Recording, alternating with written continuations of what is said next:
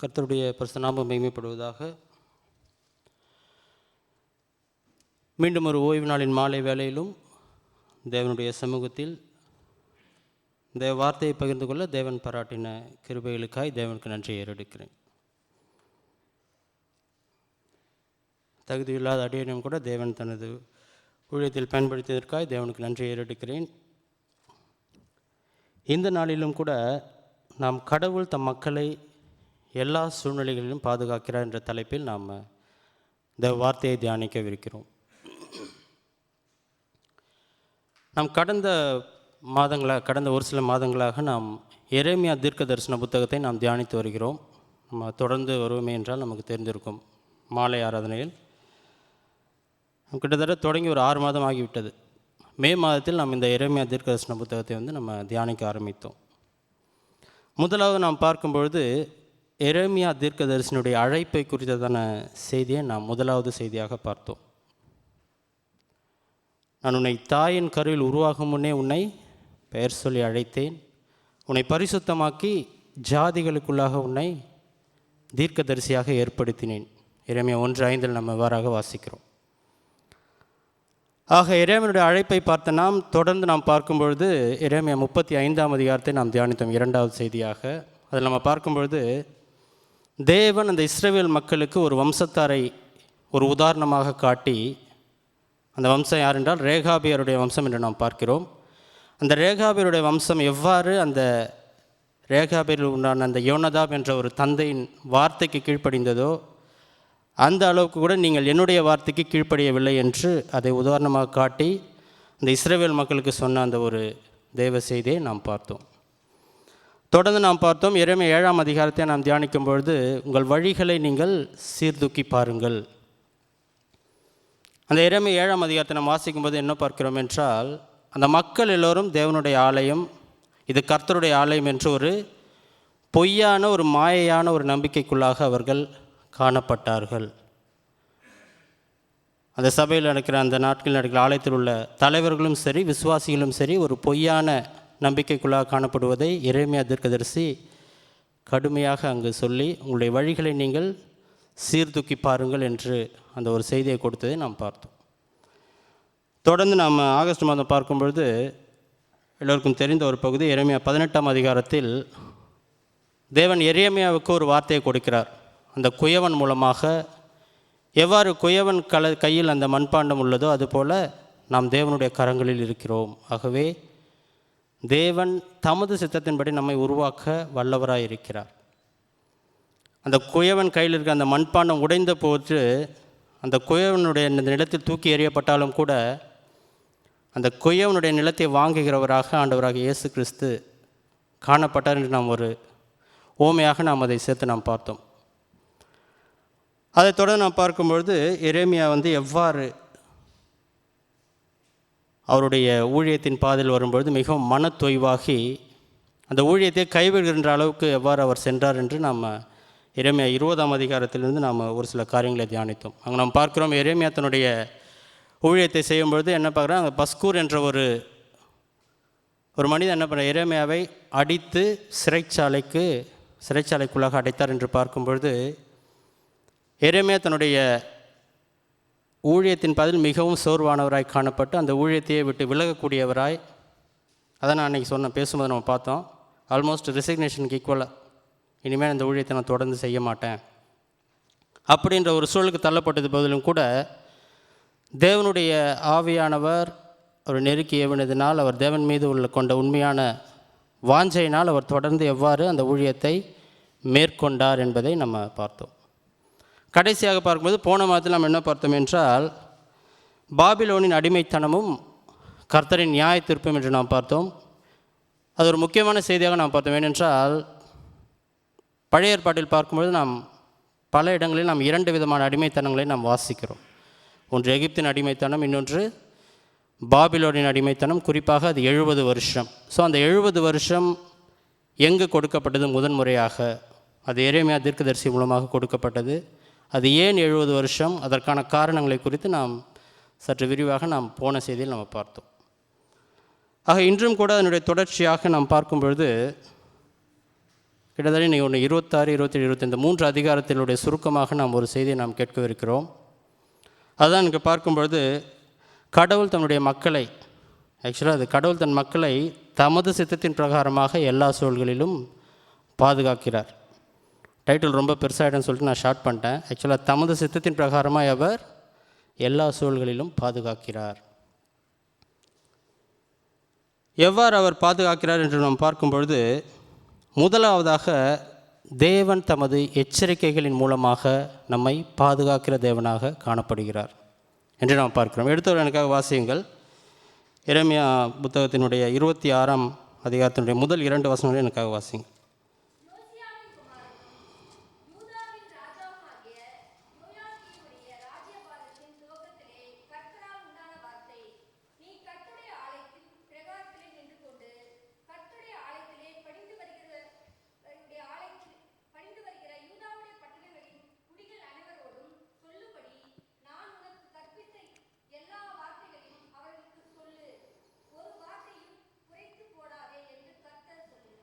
இங்கே பார்க்கும்பொழுது எரேமியா 26:2 நாம் வாசிக்கிறோம், நீ கர்த்தருடைய ஆலயத்தின் பிரகாரத்திலே நின்று கொண்டு என்று நாம் வாசிக்கிறோம்.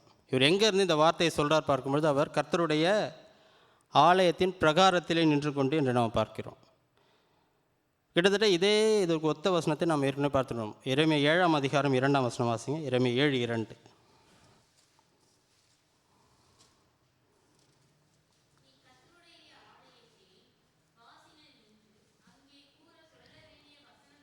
போதும் சார். இங்கே என்ன பார்க்குறோன்னா 7:2 நீ கர்த்தருடைய ஆலயத்தின் வாசலிலே நின்று அங்கே கூறி சொல்ல வேண்டிய வாசனம். ஒரே ஒரு டிஃப்ரெண்ட் தான் பார்க்குறோம். அங்கே கர்த்தருடைய ஆலயத்தின் வாசலில் நின்று என்று பார்க்குறோம். இங்கே என்ன பண்ணுறாரு, கர்த்தருடைய ஆலயத்தின் பிரகாரத்திலே நின்று கொண்டு என்று நாம் பார்க்குறோம். இப்போ கொஞ்சம் உள்ளே போயிட்டார். ஆக இங்கே என்ன பார்க்கிறோம் என்றால், முதலாவது காரியம், தேவன் எவ்வாறு தமது மக்களை பாதுகாக்கிறார் எல்லா சூழல்களையும் பார்க்கும்பொழுது தமது எச்சரிப்பின் மூலமாக என்று நாம் பார்க்கிறோம். நாம் வரலாற்றை பார்ப்போமே என்றால், வேதத்தில் இல்லை, ஆக்சுவலாக நடந்த வரலாற்றை நம்ம பார்ப்போமே என்றால், 2ஆம் உலகப் போரினுடைய அந்த காலகட்டத்தில் பார்க்கும்பொழுது அமெரிக்காவுக்கும் ஜப்பானுக்கும் ஏற்பட்ட போர் நம்ம எல்லோருக்கும் தெரியும்.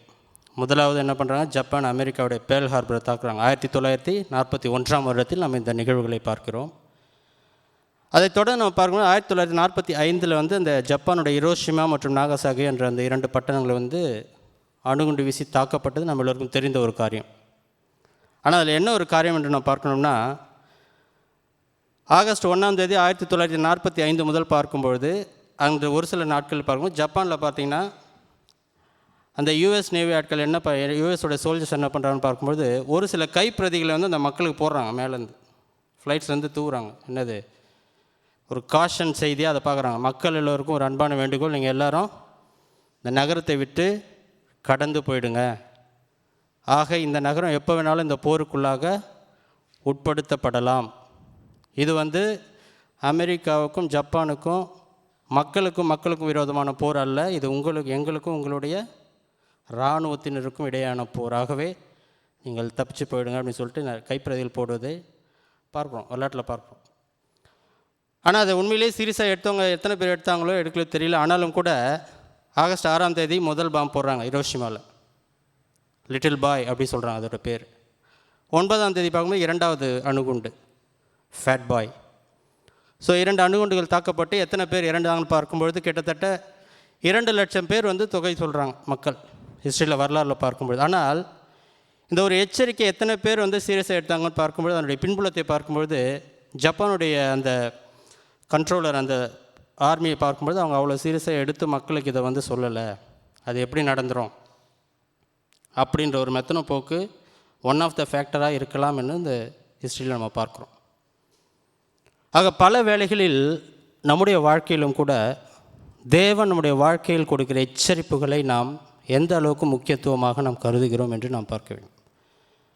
அத்தகைய எச்சரிப்புகளை நாம் நம்முடைய வாழ்க்கையில் முக்கியமாக எடுத்துக்கொண்டு இதன் மூலமாக நான் என்னுடைய வாழ்க்கையை மாற்றும்போது தேவன் உண்மையிலே நமக்கு பாதுகாப்பினை தருகிற தேவனாக காணப்படுகிறார் என்று நம்ம பார்க்கிறோம். இங்கே என்னென்னு பார்க்கும்பொழுது எரேமியாவில் வாசிக்கிற 26ஆம் அதிகாரத்தில் 4ஆம் வசனத்தில் பார்க்கும்பொழுது தேவன் இவ்வாறு கூறுகிறார் எரேமியாவை நோக்கி, நீ அவர்களை நோக்கி நான் உங்களிடத்துக்கு ஏற்கனவே அனுப்பி கொண்டிருந்தும் நீங்கள் கேளாமற் போன என் ஊழியக்காரராகிய தீர்க்கதரிசிகளின் வார்த்தைகளை நீங்கள் கேட்கும்படிக்கு நான் உங்கள் முன் வைத்த என் நியாயப்பிரமாணத்தின்படி நீங்கள் நடக்கும்படிக்கும் நீங்கள் என் சொல்லை கேளாமற் போனால். இங்கே ஒரு வார்னிங் கொடுக்குறார். என்ன கொடுக்குறார்? நீங்கள் என் சொல்லை கேளாமற் போனால் என்னென்ன நடக்கும் நம்ம பார்க்குறோம். நான் இந்த ஆலயத்தை சீலோவை போல் ஆக்கி இந்த நகரத்தை பூமியில் உள்ள எல்லா ஜாதிகளுக்கும் முன்பாகவும் சாபமாக்கி போடுவேன் என்று கர்த்தர் உரைக்கிறார் என்று சொல் என்று நம்ம பார்க்குறோம். ஆக இங்கே என்ன பார்க்கும்போது தேவன் சொல்கிறார், நான் இந்த ஆலயத்தை சீலோவை போலாக்கி இந்த நகரத்தை பூமியில் உள்ள எல்லா ஜாதிகளுக்கும் முன்பாக சாபமாக்கி போடுவேன். இந்த சீலோவை போலாக்கி என்பது நம்ம ஏற்கனவே ஒரு முறை பார்த்துருக்கோம் தேவ செய்தியில். இந்த சீலோவம் என்று நம்ம பார்க்கும்பொழுது பழைய ஏற்பாட்டில் ஒரு சில காரியங்கள் நமக்கு நிகழ்வுகள் நமக்கு தெரிந்திருக்க வாய்ப்புண்டு. சாமுவேல் 1 சாமுவேலில் நம்ம வாசிக்கிறோம். இந்த சீலோவம் என்பது தேவனுடைய ஆசாரிப்பு கூடாரம் நிறுவப்பட்ட இடமாக காணப்படுது. யோசுவாவில் எடுத்தவங்க எனக்காக வாசிங்க. யோசுவா 18:1 வாசிங்க எனக்காக. யோசுவா 18:1.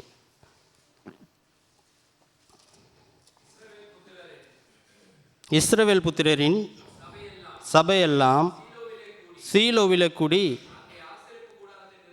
அங்கே ஆசரிப்பு கூடாரத்தை நிறுத்தினார்கள். தேசம் அவர்கள் வசமாயிற்று என்று நம்ம பார்க்குறோம். ஏன்னா சீலோ என்றால் என்ன பார்க்கும்போது ஆசரிப்பு கூடாரம் உள்ள ஒரு இடத்தை தான் என்னென்னு பார்க்குறோம், சீலோ நம்ம என்று பார்க்குறோம். அந்நாட்களில் பார்க்கும்போது இஸ்ரவேல் மக்களுக்கு எல்லாமே ஒரு பெரிய ஒரு பலமாக காணப்பட்டது எதுனா தேவனுடைய ஆசரிப்பு கூடாரம். அது நிறுவப்பட்ட இடமான அந்த சீலோவோம் என்ற இடத்தை நம்ம பார்க்குறோம்.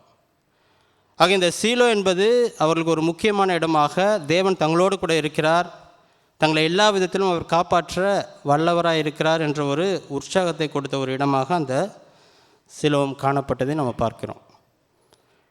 ஆனால் இங்கே என்ன நடக்குதுன்னு பார்க்கும்பொழுது 1 சாமுவேலில் நம்ம வாசிக்கிறோம், இந்த மக்கள் பெலிஸ்தேர் இஸ்ரவேல் மக்கள் பெலிஸ்தருக்கு விரோதமாக முதலாவதாக போர் செய்ய போகிறாங்க. போகும்பொழுது பெலிஸ்தேர் இஸ்ரவேலை மேற்கொள்கிறார்கள். 4ஆம் அதிகாரத்தை நீங்கள் வாசித்தீங்கன்னா உங்களுக்கு தெரியும். மேற்கொண்ட பிறகு என்ன பண்ணுறாங்கன்னா இஸ்ரவேல் மக்கள் ஓகே தேவன் நம்மோடு இல்லை, அதனால தான் தோற்றுட்டோம். இப்போ சீலோவம்லேருந்து இந்த ஆசரிப்பு கூடாரத்தை இங்கே எடுத்துன்னு வாங்க, போர்க்காலத்துக்கு எடுத்துன்னு வாங்க. இப்போ இந்த ஆசரிப்பு கூடாரம் வரும்போது இந்த மக்கள் ஒரே ஆர்ப்பரிப்பு, இந்த இஸ்ரவேல் மக்கள் அதை பெட்டி வந்துடுச்சு, இனிமேல் நமக்கு வெற்றி தான், தேவன் நம்மோடு கூட காணப்படுகிறார் என்ற ஒரு மெத்தனத்தில் அவங்க என்ன பண்ணுறாங்க, மகா ஆர்ப்பரிப்போடு கூட இது பண்ணுறாங்க. பெலிஸ்தியர்கள் இந்த சத்தத்தை கேட்டு கொஞ்சம் பயப்படுறாங்க. 4ஆம் அதிகாரத்தை பார்த்தீங்கன்னா கொஞ்சம் அவங்க பயந்து, ஆகா இஸ்ரவேலின் தேவன் இவ்வளோ பெரிய மகத்துவமான தேவன், நிச்சயமாக இன்றைக்கி நமக்கு வெற்றி இல்லை, ஆனாலும் கூட நீங்கள் புருஷர்களைப் போல திடன் கொண்டு யுத்தம் செய்யுங்கள் என்று சொல்லிட்டு அவர்கள் யுத்தம் செய்யும்பொழுது என்ன பண்ணுறாங்கன்னு பார்க்கணும். இந்த பெலிஸ்தியர்கள் என்ன பண்ணுறாங்க, இஸ்ரவேல் மக்களை மேற்கொள்கிறார்கள் என்று நாம் பார்க்கிறோம். இங்கே இஸ்ரவேல் மக்கள் ஜெயிக்கலை, சீலோவும் தேவனுடைய ஆசாரிய பெட்டி இருந்த போதிலும் கூட பெலிஸ்தியரிடத்தில் இந்த இஸ்ரவேல் மக்கள் தோற்று போனார்கள் என்று வேதத்திலே நாம் வாசிக்கிறோம். அதுதான் இந்த எரேமியா இளைஞர் சொல்கிறார். தேவன் என்ன சொல்கிறாரு, சீலோவிலே நடந்ததைப் போல் என்ன நடக்கும், இந்த ஆலயத்துக்கு நடக்கும் என்று சொல்வதை நாம் பார்க்கிறோம். அன்று அந்த மக்கள் நான் அந்த மக்களோடு கூட காணப்படுகிறேன், ஆகவே அவர்கள் எல்லாவற்றிலும் வெற்றி பெறுவார்கள் என்ற ஒரு பொய்யான நம்பிக்கையில் அந்த மக்கள் காணப்பட்டார்கள். அதே போல தான் நீங்கள் இந்த நாட்களில் காணப்படுகிறீர்கள். ஆகவே நீங்கள் உங்கள் வழிகளை மாற்றாமல் போனால் நிச்சயமாகவே நீங்கள் அடிமைத்தனத்திற்குள்ளாக கொண்டு செல்லப்படுவீர்கள் என்பதுதான் தேவனுடைய வார்த்தை. அதான் இந்த எரேமியாவில் நம்ம வாசிக்கிற 26 பார்க்கும்பொழுது தொடர்ந்து நம்ம வாசிப்போம். அந்த 7, 8, 9 வாசிங்க.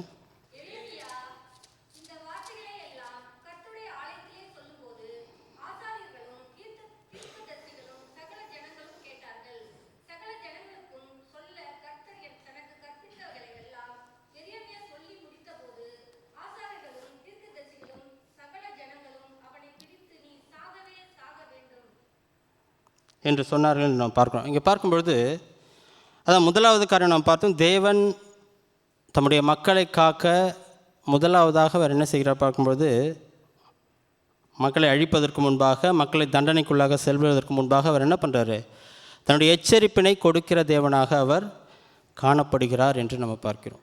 வேதத்தில் பல இடங்களில் நாம் பார்க்கிறோம், தேவன் எச்சரிப்பு கொடுத்ததை மக்கள் எவ்வாறு காணாமற் போனார்கள், கேட்காமற் போனார்கள். ஆதியாகமத்தில் நம்ம பார்க்கிறோம், நோவானுடைய நாட்களில் நோவா பிழை செய்ததே தேவனுடைய ஒரு எச்சரிப்பு தான். தேவனுடைய நியாய தீர்ப்பு இன்னும் 100 ஆண்டுகளுக்குள்ளே வரும். அதனால தான் ஒரு பேழை செய்கிறார்.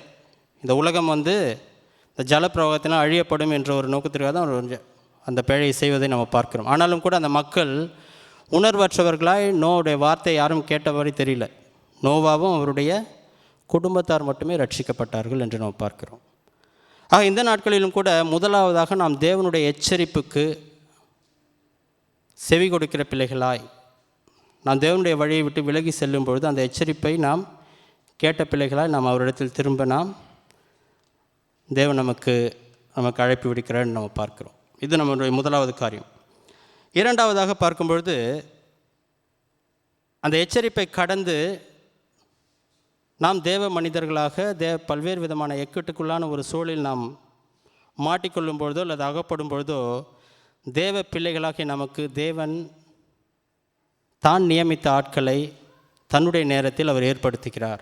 நம்ம ஏதோ ஒரு பெரிய பிரச்சனையில் இருக்கோம், இல்லை வெளியே வர முடியாத ஒரு சூழல், யாராலுமே உதவ முடியாத ஒரு சூழல். அத்தகைய சூழலிலும் கூட தேவன் தம்முடைய மக்களுக்கு தம்முடைய பிள்ளைகளை தேவையான நேரத்தில் ஏற்படுத்தி அவர்களை வழிநடத்துகிறவராக காணப்படுகிறார் என்று நாம் பார்க்கிறோம். அதை நம்ம இங்கே 26 நம்ம பார்க்கும்பொழுது கடைசி வசனத்தை எனக்காக வாசிங்க. 26, 24 வாசிங்க எனக்காக. ஆகிலும் எரேமியாவை கொல்ல ஜனங்களின் கையில் ஒப்புக்கொடாதபடி சாப்பானுடைய குமாரனாகிய அகிகாம் அவனுக்கு சகாயமாய் இருந்தான் என்று நம்ம பார்க்கிறோம்.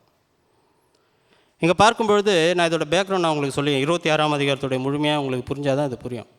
என்ன பண்ணுறாருன்னா, எரேமியா ஒரு தீர்க்கதரிசனம் சொல்லிடுறாரு, தேவன் இந்த நாட்டை அழிக்க போகிறாரு, இது சீலோவுக்கு நடந்தது போல் உங்களுக்கு நடக்கும், நீங்கள் மனம் மாறவில்லை என்றால் என்று அவர் சொல்லும் பொழுது 6ஆம் வசனத்தில் நம்ம வாசிக்கிறோம். 7ஆம் வசனத்தில் சகல ஜனங்களும் சொல்ல கர்த்தர் தனக்கு கற்பித்தவைகளெல்லாம் எரேமியா சொல்லி முடித்த பின்பு ஆசாரியர்களும் தீர்க்கதரிசிகளும் அவனை பிடித்து நீ சாகவே சாக வேண்டும்.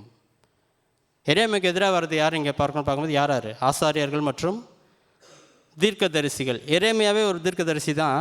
அந்நாட்களில் பார்க்கும்பொழுது எரேமியா மட்டுமல்ல, அவரை தொடர்ந்து பல தீர்க்கதரிசிகள் அந்த நாட்களில் வாழ்ந்தார்கள், பல கள்ள தீர்க்கதரிசிகள் அந்த நாட்களில் காணப்பட்டார்கள் என்று நம்ம பார்க்குறோங்க. பின்னாடி நம்ம தொடர்ந்து நம்ம பார்ப்போம் அதை. ஆனால் இப்போ என்ன பார்க்கிறோம் என்று பார்க்கும்பொழுது எரேமியா தேவனுடைய வார்த்தையை சொல்லும்பொழுது அவருக்கு விரோதமாக இந்த ஆசாரியர்களும் இந்த தீர்க்கதரிசிகளும் அவரை பிடித்து அவர் சாகவே சாக வேண்டும் என்று சொல்லும் பொழுது தேவன் அவரை எந்த விதமாக அவரை காப்பாற்றினார் அல்லது எவ்வாறு பாதுகாத்தார் என்று நாம் இந்த 26 முழுமையாக நம்ம படித்தோம்னா நமக்கு புரியும். அங்கே பார்க்கும்போது நான் உங்களுக்கு சுருங்க சொல்லிடுறேன். பார்க்கும்பொழுது ஆசாரியர்களும் தீர்க்கதரிசியும் அவர் மீது பழி போடுறாங்க. இப்போ அந்த தேசத்து பிரபுக்கள் இப்போ யார் இன்டர்ஃபயர் ஆகிறான்னு பார்க்கும்பொழுது அந்த நாட்டை ஆளுகிற பிரபுக்கள் அதில் தலையிடுறாங்க. பிரபுக்கள் கிளம்பி இந்த ஆலயத்துக்கு உட்காருவதை நம்ம பார்க்குறோம். அதுதான் அந்த 12ஆம் வசனத்தில் நம்ம வாசிக்கிறோம். அப்பொழுது எரேமியா எல்லா பிரபுக்களையும் எல்லா ஜனங்களையும் நோக்கி, நீங்கள் கேட்ட எல்லா வார்த்தைகளையும் இந்த ஆலயத்துக்கும் இந்த நகரத்துக்கும் விரோதமாக தீர்க்க தரிசனமாய் சொல்ல கர்த்தர் என்னை அனுப்பினார். இந்த வார்த்தைகளை எல்லாம் நான் என்னுடைய சுயமாக நான் சொல்லவில்லை, கர்த்தர் என்னை இந்த வார்த்தையை சொல்ல என்னை அனுப்பினார் என்று அவர் சொல்வதை நம்ம பார்க்க முடிகிறது. ஆகவே இவ்வாறு இந்த 2 பேருக்கும் இடையான ஒரு போராட்டம். ஆகவே இந்த மக்கள் என்ன பண்ணுறாங்கன்னா, இவன் மரணத்துக்கு ஆக்கினையான ஒரு காரியத்தை இவன் செய்திருக்கிறான் என்று அவன் சொல்வதை நம்ம பார்க்கிறோம். 11 நம்ம வாசிக்கிறோம். 11 வாசிங்க எனக்காக. எரேமியா 26:11.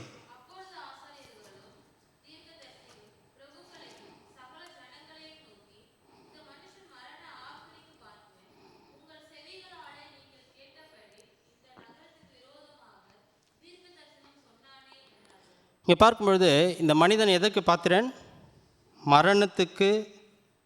மரண ஆக்கினைக்கு பாத்திரன். இந்த மரண ஆக்கினைக்கு பாத்திரன் என்று பார்க்கும்பொழுது புதிய ஏற்பாட்டில் நம்ம வாசிக்கிறோம். ஆண்டவராக இயேசு கிறிஸ்துவுக்கும் கூட இந்த மக்கள் காய்பா என்ற பிரதான ஆசாரியன் சொன்னதை நம்ம பார்க்கிறோம். ஏன்னா ஒரே ஒரு ரெஃபரன்ஸ் வசனம் வாசிப்போம். நம்ம மத்தேயு 26 65 மற்றும் 66 வாசிங்க எனக்காக.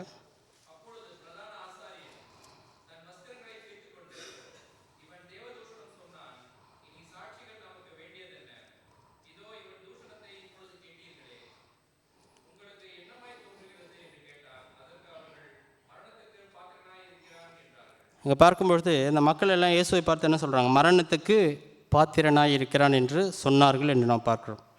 ஆக எரேமியாவை பார்க்கும்பொழுது இந்த மக்கள் வந்து இந்த ஆசாரியர்களும் தீர்க்கதரிசி என்ன சொல்கிறாங்க, இவன் மரணத்துக்கு பாத்திரனாய் இருக்கிறான், இவன் வந்து நிச்சயமாக சாக வேண்டும் என்று சொல்வதை பார்க்கிறோம். ஆனாலும் கூட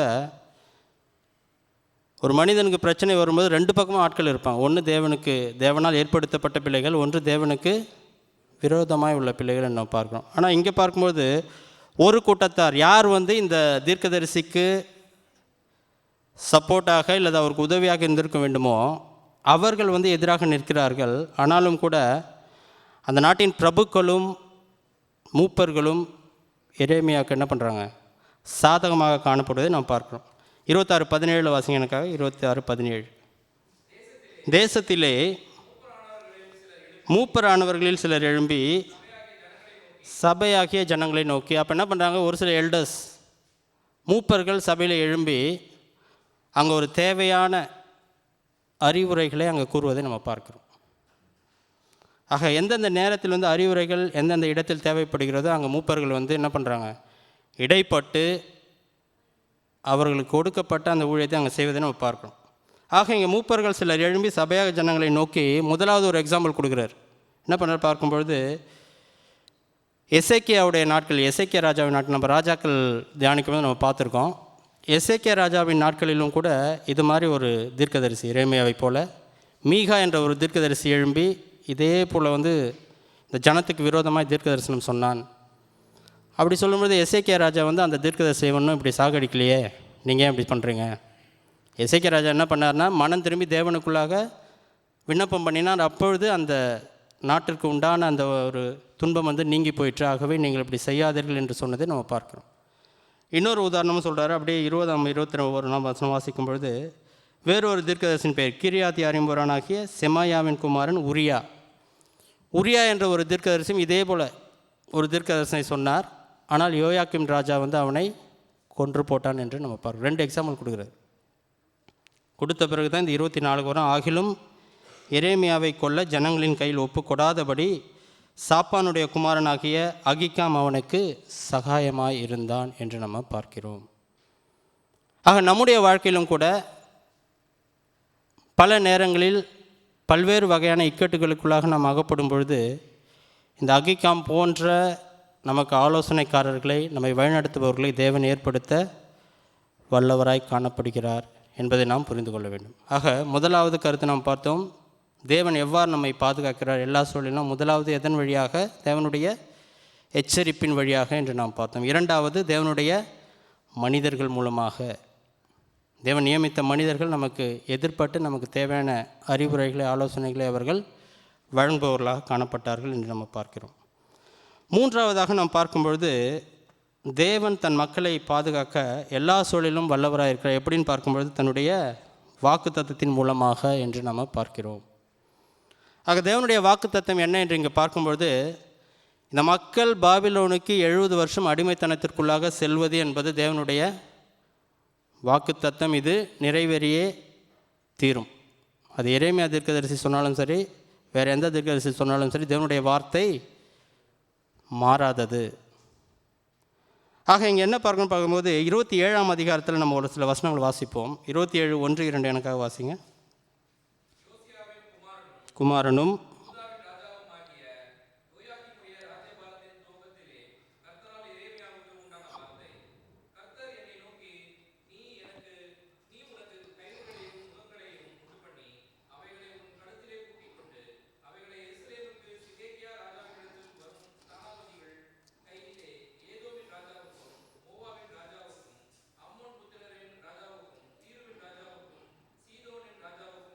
அனுப்பி போதும். இங்கே பார்க்கும்பொழுது என்ன சொல்ல வர பார்க்கும்போது எரேமியா தீர்க்கதரிசி இங்கே என்ன பண்ணுறாரு, ஒரு 2ஆம் வசனத்தில் வாசிக்கிறோம், நீ உனக்கு ஒரு கயிறுகளையும் நுகங்களையும் உண்டு பண்ணி அவைகளை உன் கழுத்திலே பூட்டிக்கொண்டு என்று நாம் பார்க்கிறோம்.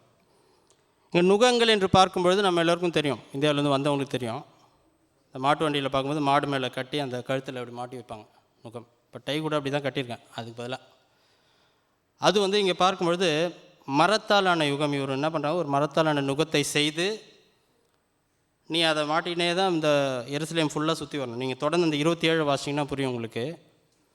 எரேமியா தீர்க்கதரிசி அந்த நாட்கள் எப்படி தான் நடந்தான்னு பார்க்கும்போது அந்த நுகத்தை கழுத்தில் மாட்டிக்கொண்டு தான் ஃபுல்லாகவே எங்கே விசிட்டேஷன் போனாலும் கழுத்தில் என்ன இருக்கும், அந்த மரத்தாலான அந்த நுகத்தை அவர் என்ன காமிக்கிறாருன்னா, தேவனுடைய நியாய தீர்ப்பு உங்களுக்கு சமீபமாக இருக்கிறது, தேவன் உங்களை நிச்சயமாகவே தன்னுடைய நியாய தீர்ப்புக்குள்ளாக உங்களை அனுமதிக்கிறார், ஆகவே நீங்கள் தேவனுடைய வார்த்தைக்கு கீழ்ப்படியுங்கள் என்பது தான் அந்த நுகத்தினுடைய அந்த சிம்பாலிக் ரெப்ரசன்டேஷனை நம்ம பார்க்குறோம். ஆக இவ்வாறு அந்த நுகத்தை பூட்டிக்கொண்டு அவர் போகும்பொழுது ஒரு சில தீர்க்கதரிசன வசனங்களை நம்ம அங்கே பார்க்கணும், எது நடக்கப் போகிறது என்பதை. 7ஆம் வசனம் வாசிங்க, 27:7 எனக்காக வாசிங்க. அவனுடைய தேசத்துக்கு காலம் வருகிற வரையில் சகல ஜாதிகளும் அவனையும் புத்திர பௌத்திரரையும் சேவிப்பார்கள். அதன் பின்பு ஜாதிகளும், தொடர்ந்து வாசிப்போம், எந்த ஜாதியாவது எந்த ராஜ்யமாவது பாபிலோன் ராஜாவாகிய என்பவனை சேவியாமலும் ராஜாவின் நுகத்துக்கு கீழ்ப்படுத்தாமல் போனாலும் நிர்மூலமாக்கும் அளவும் பட்டயத்தாலும் பஞ்சத்தாலும் கொள்ளை நோயாலும் தண்டிப்பேன் என்று கர்த்தர் சொல்லுகிறார் என்று நம்ம பார்க்கணும். ஆக தேவனுடைய வாக்கு தத்துவம், தேவனுடைய தீர்க்க தரிசனம் மிகவும் தெளிவாக இருக்கிறது. என்னென்னு பார்க்கும்பொழுது இந்த மக்கள் பாபிலோன் ராஜாவை நிச்சயமாகவே சேவிக்க வேண்டும். அதுதான் 8ஆம் வசனம் 27:8 நம்ம வாசிக்கிறோம். யாரெல்லாம் சேவிக்கலையோ அவங்க என்ன பண்ணுவாங்க, அந்த ஜாதியை அவன் கையாலே நிர்மூலமாக்கும் அளவும் பட்டயத்தாலும் பஞ்சத்தாலும் கொள்ளை நோயாலும். இது மூணுமே எதுக்கு நடந்ததுன்னு பார்க்கும்போது எருசலேமில் நடந்தது நம்ம பார்க்குறோம். யூதாவுக்கு இந்த மக்கள் தேவனுடைய வாக்கு தத்துவத்தை மீறி தேவனுடைய வாக்குக்கு தங்களை கீழ்ப்படுத்தாமல் போகும்பொழுது நேபுகாத்நேச்சார் அந்த நாட்டை எப்படி அழித்தான் என்பதை நம்ம பல இடங்களில் நம்ம பார்த்துருக்குறோம். ஆக இங்கே நம்ம தொடர்ந்து வாசிக்கும் பொழுது இதே வசனம் தொடர்ந்து ரிப்பீட் ஆகுது. 27 14ஆம் வசனம் நம்ம வாசிக்கிறோம். 14 வாசிங்க.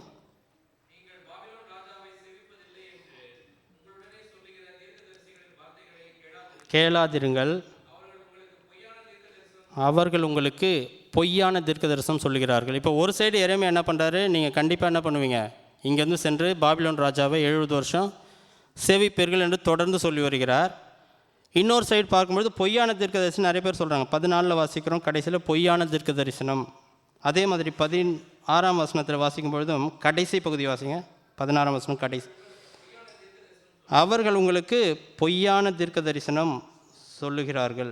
15 கூட வாசிக்கிறோம், 15 கடைசி, இவர்கள் என் நாமத்தை சொல்லி பொய்யான தீர்க்க தரிசனம் உரைக்கிறார்கள் என்று கர்த்தர் சொல்லுகிறார் என்று நம்ம பார்க்கிறோம். ஆக தேவனுடைய வார்த்தை ஒரு பக்கம், தேவனுடைய வார்த்தைக்கு விரோதமாக பொய்யான தீர்க்க தரிசனம் ஒரு பக்கம் இருக்கும் பொழுது தேவன் தன்னுடைய வாக்கு தத்தத்தில் உண்மையுள்ளவராய் மாறாதவராய் காணப்படுகிறார் என்பதை நாம் புரிந்து கொள்ள வேண்டும். இந்த 27ஆம் வசனம் முழுவதுமாகவே இந்த வாக்கு தத்தத்தை குறித்து எவ்வாறு இந்த மக்கள் நிச்சயமாகவே நேபுகாத்நேச்சாரை சென்று சேவிப்பார்கள் என்பதை கூறுவதாக காணப்படுது. தொடர்ந்து நம்ம 28ஆம் அதிகாரம் வரும்பொழுது அதுதான் அந்த என்னுடைய மூன்றாவது பாயிண்ட்டுடைய தலைப்பு, அதனுடைய அடிப்படை இங்கே தான் இருக்குது. தேவன் தன்னுடைய வாக்கில் தன்னுடைய நியாய தீர்ப்பில் உண்மையுள்ளவராக இருந்து தன்னுடைய மக்களை பாதுகாக்கிறவராக காணப்படுகிறார். இந்த 28ஆம் வசனத்தில் பார்க்கும்போது ஒரு பொய்யான தீர்க்கதரிசியை நம்ம அங்கே பார்க்குறோம். அந்த தீர்க்கதரிசியுடைய பெயரும் கொடுக்கப்பட்டிருக்கிறது. நான் உங்களுக்காக வாசிக்கிறேன். யூதாவுடைய ராஜாவாகிய சிதேக்கியா அரசாள துவக்கின 4ஆம் வருஷம் 5ஆம் மாதத்திலே அசூரின் குமாரனாகிய அனனியா என்னப்பட்ட கிபியோன் ஊரனாகிய தீர்க்கதரிசி கர்த்தருடைய ஆலயத்திலே ஆசாரியர்களும் சகல ஜனங்களும் பார்த்திருக்க என்னை நோக்கி. இப்போ இன்னொரு தீர்க்கதரிசி வர்றார். அந்த தீர்க்கதரிசி எங்கே தான் இருக்கார்? கர்த்தருடைய ஆலயத்திலே தான் இருக்கார். அதான் அங்கே சொல்லுது, கர்த்தருடைய ஆலயத்திலே. அங்கே யார் இருக்கா? ஆசாரியர்களும் சகல ஜனங்களும் பார்த்திருக்க என்னை நோக்கி. தொடர்ந்து நம்ம 2-3 வாசிங்க எனக்காக. என்ன சொல்கிறாருன்னா, இவரும் அதே வார்த்தை தான் யூஸ் பண்ணுறாரு. இஸ்ரவேலின் தேவனாகிய சேனைகளின் கர்த்தர் உரைக்கிறது என்னவென்றால், வெயிட் பண்ணுங்க, இங்கே பார்க்கும்போது என்ன சொல்கிறாரு, ஸ்ட்ரைட்டாக சொல்லிட்டாரு. இந்த தீர்க்கதரிசி வந்தார், பாபிலோன் ராஜாவின் நுகத்தை நான் முறித்தேன். தொடர்ந்து படிங்க. பாபிலோன் ராஜாவாகிய நேபுகாத்நேச்சார் இவ்விடத்திலிருந்து பாபிலோனுக்கு கொண்டு போன கர்த்தருடைய ஆலயத்தின் பனிமுட்டுகளை எல்லாம் நான் 2 வருஷ காலத்திலே இவ்விடத்துக்கு திரும்ப கொண்டு வர பண்ணுவேன். இங்கே என்ன பண்ணுறாரு, இந்த தீர்க்கதரிசி வராரு, ஸ்ட்ரைட்டாக மக்களை பார்க்குறாரு, ரொம்ப உற்சாகமாயிட்டார் போல். பாபிலோன் ராஜாவுடைய நுகத்தை முறித்தேன், எது அதெல்லாம் வந்து நேபுகாத்நேச்சார் இங்கேருந்து எடுத்துக்கொண்டு போனாரோ அவை எல்லாவற்றையும் என்ன பண்ணுவேன், 70 வருஷம் இல்லை, ஒன்லி 2 இயர்ஸ், 2 வருஷத்துல என்ன வந்துடும், எல்லாமே திரும்பி வந்துடும் அப்படின்ற ஒரு வசனத்தை அவர் சொல்வதை நாம் பார்க்கிறோம். தொடர்ந்து 4ஆம் வசனத்தை வாசிப்போம். நம்ம எகோனியா என்கிற யூதாவுடைய ராஜாவையும் அனைவரையும் திரும்ப வர பண்ணுவேன், உடைப்பேன் என்றார் என்று நம்ம பார்க்கணும். இங்கே பார்க்கும்பொழுது 4ஆம் வசனத்தை பார்க்குறோம். யோயாக்கின் குமாரனாகிய எகோனியா என்கிற ஒரு ராஜா. இந்த ராஜாவை பற்றி நம்ம பார்த்துருக்கோம். இவர் என்ன பார்க்கும்பொழுது இவர் மொத்தமே 3 மாதம் தான் அரசாண்டார், அதுக்குள்ளே நேபுகாத்நேச்சர் பிடிச்சின்னு போயிட்டார் இவர். நம்ம தொடர்ந்து எரேமியா நம்ம வாசித்தோம் என்றால் 37 வருஷம் பாபிலோனில் சிறைப்பட்ட பிறகு தான் அந்த எகோனியா ராஜா வந்து அங்கே ரிலீஸ் பண்ணுறாங்க. சிறையிலேருந்து ரிலீஸ் பண்ணி அவர் ராஜாவுக்கு நிகராக வைத்து பல காரியங்கள் செய்ததை நம்ம 4ஆம் கடைசி அதிகாரத்தில் நம்ம வாசிக்கிறோம் அது. ஆனால் இங்கே என்ன சொல்கிறார் பார்க்கணும், அனனி என்ற ஒரு பொய்யான தீர்க்கதரிசி பாபிலோனுக்கு சிறையாக கொண்டு போகப்பட்ட யூதர் அனைவரையும் நான் இவ்விடத்துக்கு திரும்பி வர பண்ணுவேன், பாபிலோன் ராஜாவின் நுகத்தை உடைப்பேன் என்று சொன்னான். பாபிலோன் ராஜாவுடைய நுகத்தை வந்து நான் உடைப்பேன் என்று யார் சொல்கிறா, தேவன் சொன்னார் என்று இந்த அனனியா தீர்க்கதரிசி சொல்வதை நம்ம பார்க்குறோம். தொடர்ந்து பார்க்கும்பொழுது அப்பொழுது எரேமியா தீர்க்கதரிசி, இப்போ எரேமியா அவர் ரிப்ளை பண்ணுறாரு, ரொம்ப பொலைட்டாக அதை படிங்க, நான் 5:6 படிங்க. அப்பொழுது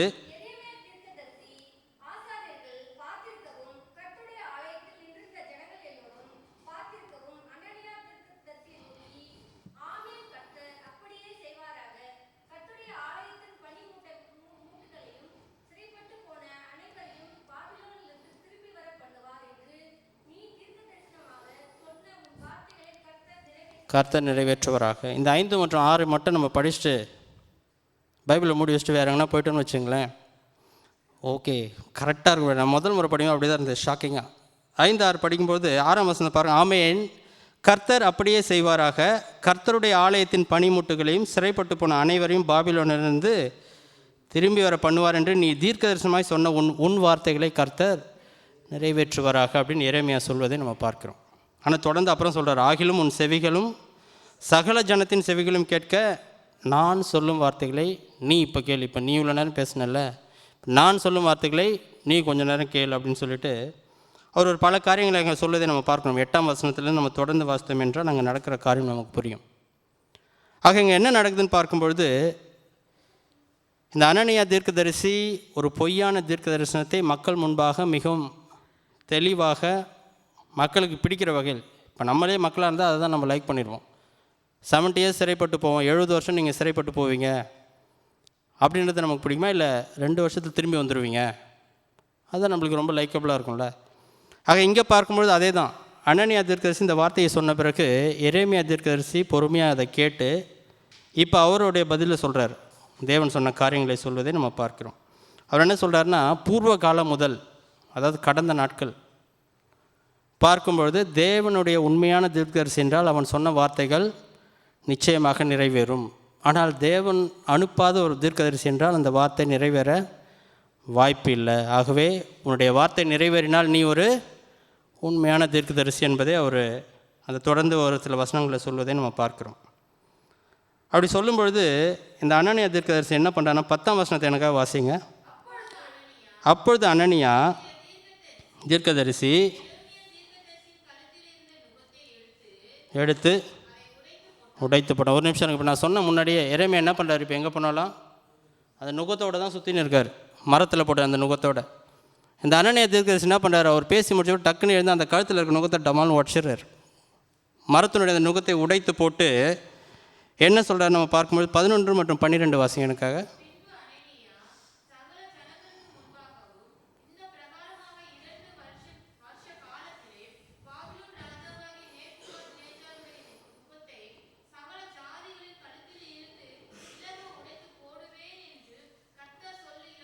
என்றான்.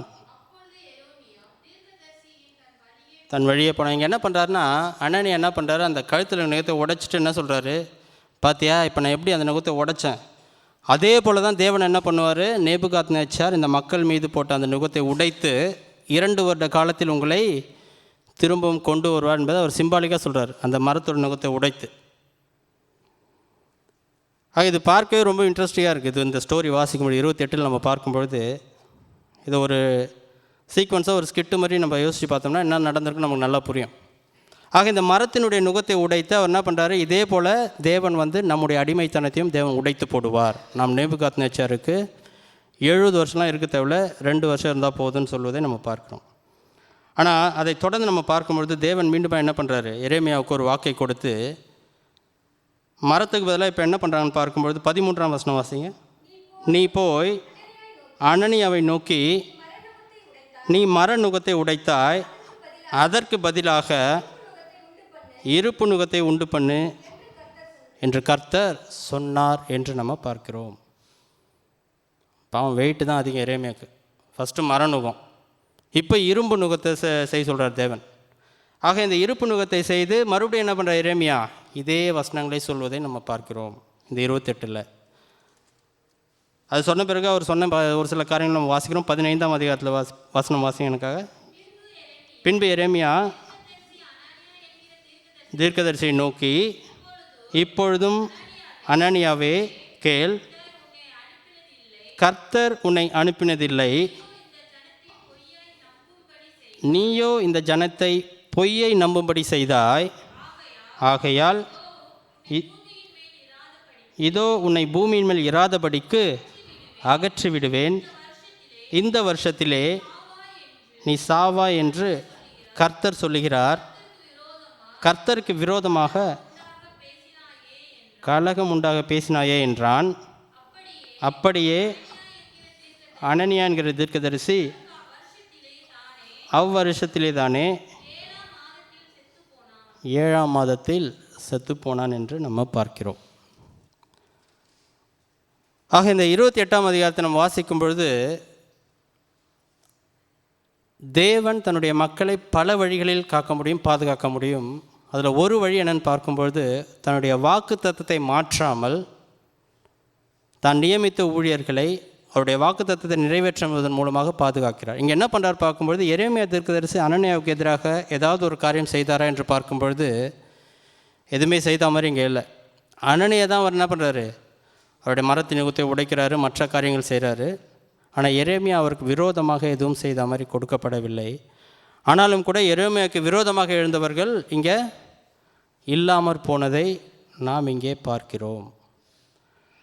நம்முடைய வாழ்க்கையிலும் கூட 3 காரியங்கள் நாம் என்று பார்த்தோம். எரேமியாவுடைய வாழ்க்கையிலிருந்து பார்க்கும்பொழுது, முதலாவதாக தேவன் நம்மை எல்லா சூழலிலும் பாதுகாக்கிற என்ற ஒரு விசுவாசத்தோடு கூட நாம் காணப்பட வேண்டும். எப்படின்னு பார்க்கும்போது, முதலாவதாக அவருடைய எச்சரிப்புகளின் மூலமாக. அந்த எச்சரிப்பு எதன் மூலமாக? தேவனுடைய வார்த்தையின் மூலமாக தான் இருக்குது. நமக்கு இல்லை தேவ ஊழியக்காரர்கள் மூலமாக இருக்கலாம், பல வகைகளில் இருக்கலாம். ஆனாலும் கூட அந்த எச்சரிப்பை நாம் கேட்கின்ற பிள்ளைகளாக, அதை நான் வாங்கி நம்மை மாற்றுகின்ற பிள்ளைகளாக நாம் காணப்படும் பொழுது தேவன் நம்மை பாதுகாக்க வல்லவராக இருக்கிறார். இரண்டாவதாக பார்க்கும்பொழுது, நம்முடைய இக்கட்டான சூழலில் எந்த விதமான சூழலாக கூட இருக்கலாம். சங்கீதம் 46:1 நம்ம வாசிக்கிறோம், தேவன் நமக்கு அடைக்கலமும் பெலனும் ஆபத்து காலத்தில் அனுகூலமான துணையுமானவர் என்று நாம் பார்க்கிறோம். ஆகவே தேவன் நம்முடைய தேவையான நேரத்தில், இக்கட்டான நேரத்தில் தன்னுடைய தாசர்கள் மூலமாக நமக்கு ஆட்களை ஏற்படுத்தி நம்மை பாதுகாக்க வல்லவராய் காணப்படுகிறார். மூன்றாவதாக நாம் பார்க்கும்பொழுது, தேவன் தன்னுடைய வாக்கு தத்தத்தில் மாறாதவராய் இருப்பதினால் அதன் மூலம் நம்மை தொடர்ந்து பாதுகாக்கிறவராக காணப்படுகிறார். நம்முடைய வாழ்க்கையிலும் கூட நாம் எவ்வாறு தேவனுடைய எச்சரிப்பை நாம் நம்முடைய வாழ்க்கையில் நம்ம பயன்படுத்துகிறோம், அதை நம்ம எவ்வாறு அணுகுகிறோம், நம்ம அதை எந்த அளவுக்கு மிகவும் சீரியஸாக எடுத்துக்கொள்கிறோம் என்பதை நாம் ஒவ்வொருவரும் தனிப்பட்ட ரீதியில் நாம் அதை ஆய்ந்து பார்க்க வேண்டும். அவ்வாறு எச்சரிப்புகள் வரும்பொழுது அதை நாம் தேவனோடு விசுவாச கண்ணோட்டத்தோடு கூட பார்த்து நாம் அதற்கு செவி கொடுக்கின்ற பிள்ளைகளாய் காணப்படும் பொழுது தேவன் நம்மை பாதுகாக்கிறார். இரண்டாவது நாம் பார்க்கும்பொழுது, தேவனுடைய பிள்ளைகள் எந்த வழியில் தேவன் நம்மை வழிநடத்துவார் என்பது நமக்கு தெரியாது. ஆனால் தேவன் ஒவ்வொருவரையும், இந்த உலகத்தில் நாம் சந்திக்கிற ஒவ்வொரு நபரையும் ஒரு நோக்கத்திற்காக தான் ஏற்படுத்தியிருக்கிறார். ஒவ்வொரு சந்திப்பும் ஏதோ ஒரு நோக்கத்தோடு காணப்படுகிறது. எதுவுமே அப்படியே தற்செயலானது கிடையாது. ஆகவே நாம் எல்லா மனிதர்களும் தேவனுடைய சித்தத்தை பார்க்கிற பிள்ளைகளாய் நாம் காணப்பட வேண்டும். மூன்றாவது நாம் பார்க்கும்போது தேவனுடைய வாக்குத்தத்தம், அதாவது இந்த வேதம். ஆக தேவனுடைய வார்த்தையை நாம் நம்புகிறோம் என்றால் தேவனுடைய வேதத்தை நாம் நம்புகிற பிள்ளைகளாக நாம் காணப்படுகிறோம். ஆகவே நாம் எல்லோரும் தேவனுடைய வேதத்தை நம்புகிறவர்களாய் காணப்படும் பொழுது தேவ ரட்சிப்புக்கு ஒரே வழி இந்த வேதத்தின் மூலமாய் பார்க்கிற ஆண்டவராகிய இயேசு கிறிஸ்து மட்டுமே என்ற ஒரு உண்மையை நாம் உணர்ந்தவர்களாய் அந்த வாக்குத்தத்தை பற்றி கொண்டிருக்கிற பிள்ளைகளாக நாம் காணப்படும் பொழுது தேவன் நம்மை பாதுகாக்க வல்லவராக இருக்கிறார். ஆகவே நாம் தொடர்ந்து நாம் வருகின்ற நாட்களில் எரேமியாவை நாம் தொடர்ந்து நாம் பார்ப்போம். ஆக இந்த நாளில் நாம் கேட்ட மாதிரி தேவனுடைய வார்த்தைக்கு நாம் செவி கொடுக்கும் பொழுது, அவருடைய எச்சரிப்புக்கு நாம் செவி சாய்க்கும் பொழுது தேவன் நம்மை நிச்சயமாகவே நம்மை பாதுகாத்து வழிநடத்த வல்லவராக இருக்கிறார். தேவனுடைய நாமம் மகிமைப்படுவதாக. ஆமீன்.